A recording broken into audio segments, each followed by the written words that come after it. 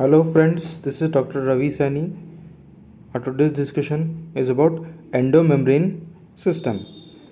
While each of the membranous organelles is distinct in terms of its structure and function, many of these are considered together as an endomembrane system because their functions are coordinated. So,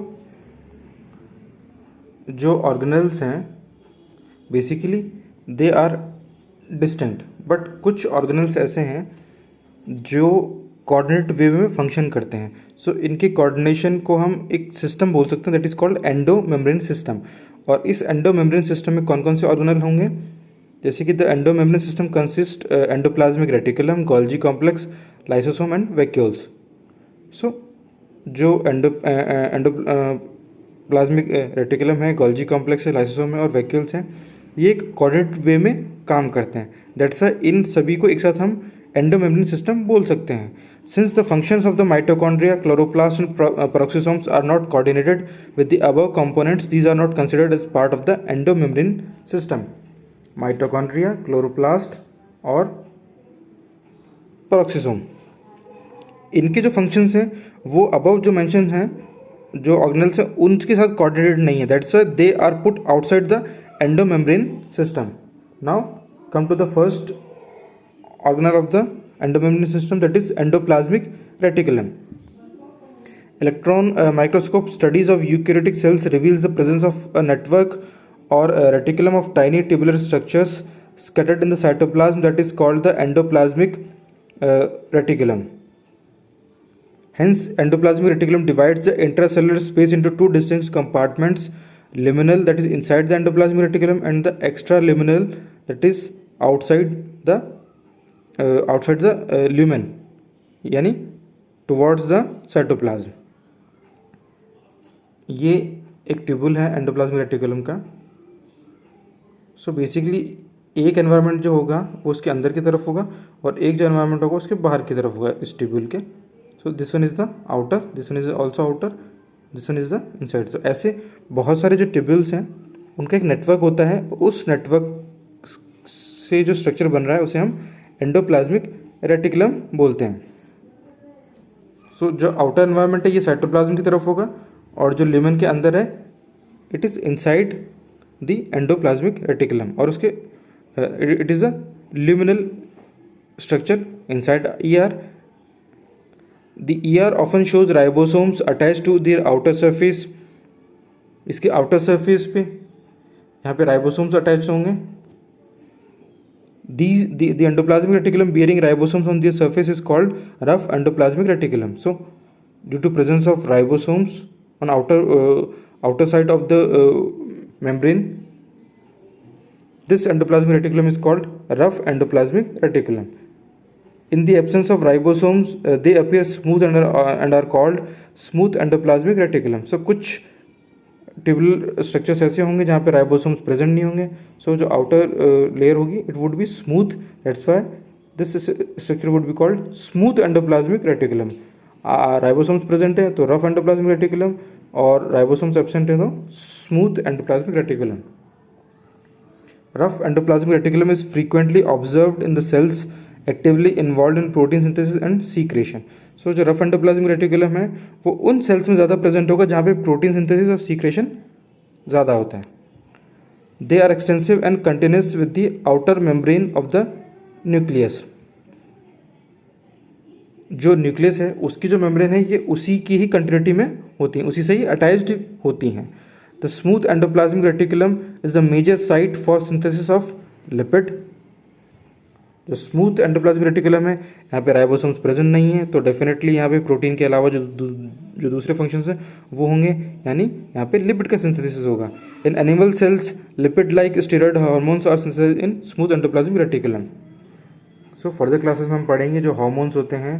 कुछ hormones जो है वो protein से बनते हैं, कुछ steroid से बनते हैं. सो जो स्टेरॉइडल हार्मोन्स हैं उनका जो सिंथेसिस होगा वो स्मूथ एंडोप्लाज्मिक रेटिकुलम में होगा.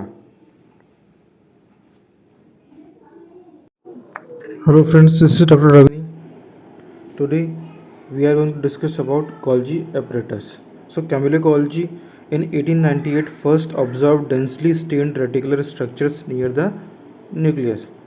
So कैमिलो गॉल्जी ने फर्स्ट गॉल्जी apparatus को ऑब्जर्व किया and actually basically he stained these reticular structures near the nucleus. These were later named Golgi bodies after him.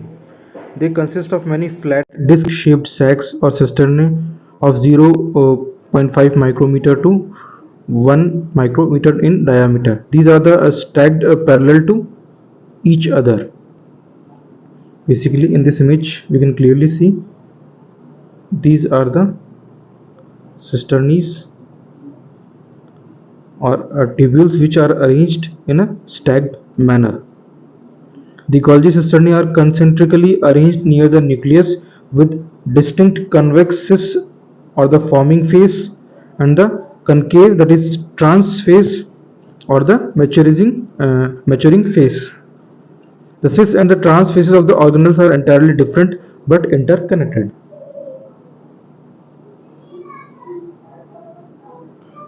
So यहाँ पे जो गोल्जी apparatus है इसके कॉन्वेक्स फेस है, इसे हम सिस फेस और फॉर्मिंग फेस भी बोलते हैं, और जस्ट इसके ऑपोजिट जो कॉन्केव शेप में जो होता है दैट इज ट्रांस फेस और maturing face. They are interconnected but they are different in structure. The Golgi apparatus principally performs the functions of packaging material to be delivered either to the intracellular targets or secreted outside the cell. So जो सबसे basic function है Golgi apparatus का that is packaging, so that अगर कुछ जो biomolecules जो हैं वो टारगेट सेल्स तक उन्हें डिलीवर करना है या आउटसाइड जो सेल है उसके बाहर कुछ जो बायोमोलिक्यूल्स हैं उन्हें सीक्रेट करना है, सो बेसिकली उनकी पैकेजिंग का जो फंक्शन है वो गोल्जी apparatus के थ्रू किया जाता है. Materials to be packaged in the form of vesicles from the endoplasmic reticulum fuse with the cis face of the Golgi apparatus and move towards the maturing phase. So as we know कि जो Golgi apparatus है it is very much attached or near to endoplasmic reticulum. So वहाँ से जब कोई material release होगा for targeting organs, तो Golgi apparatus जो है उसका जो सिस फेज है और जो फॉर्मिंग फेज है वहाँ पे वो बायोमोलिक्यूल्स जाएंगे, उनका पैकेजिंग होगा, then they will further move towards the maturing phase for further movement. This explains why the Golgi apparatus remains in close association with the endoplasmic reticulum.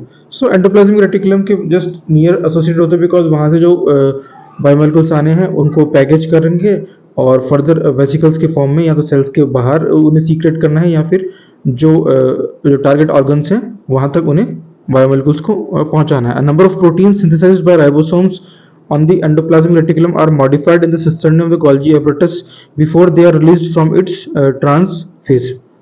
So similar जो proteins हैं which are synthesized by ribosomes on the endoplasmic reticulum उनको भी simply same इसी तरीके से जो cis phase है वहाँ पे उनको पैकेज किया जाता है and then further trans phase की तरफ उनको release या shift कर दिया जाता है for maturing.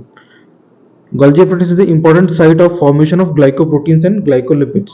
So जो Golgi apparatus है it is important site of formation of glycoproteins and glycolipids. तो जो glycoprotein है और जो glycolipids है इनके फॉर्मेशन में important रोल प्ले करता है. Now come to the other organ, that is lysosome. These are membrane bound vesicular structures formed by the process of packaging in the Golgi apparatus. Similar ये जो vesicular structures होते हैं और Golgi apparatus की packaging के through ही इनका formation होता है. Basically they are isolated lysosomal vesicles which have been found to be very rich in almost all types of hydrolytic enzyme. Hydrolases, lipases, proteases, कार्बोहाइड्रेजेस।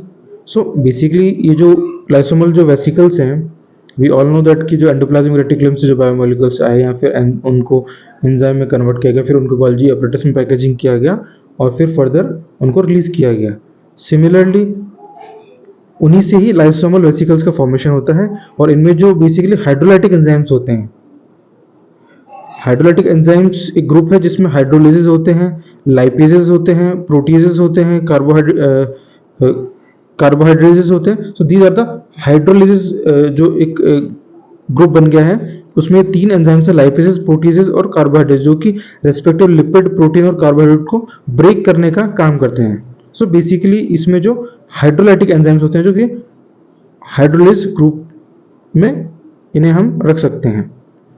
Now and the important factor is it has acidic pH, because acidic pH पे ये जो enzymes हैं ये activate हो जाते हैं। These enzymes are capable of digesting carbohydrates, protein, lipids and nucleic acid.